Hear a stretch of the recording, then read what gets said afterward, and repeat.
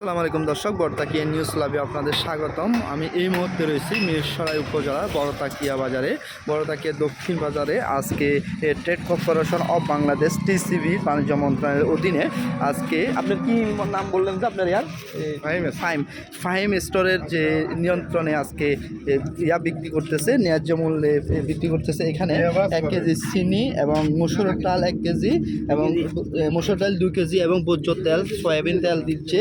এখানে চিনি বিক্রি করতেছে 80 টাকা করে, মসুরের ডাল 70 টাকা এবং সয়াবিন তেল বিক্রি করতেছে আপনার 115 টাকা করে। তো এখানে নেওয়ার জন্য এখানে বড়তাকিয়া বাজারে যে ক্রেতা সাধারণ এখানে এসে লাইন ধরে ক্রয় করতেছে।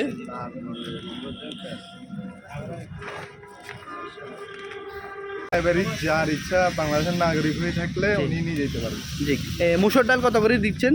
মসুর ডাল দিচ্ছি আমরা এখানে কত 70 টাকা। মসুর ডাল 70 টাকা।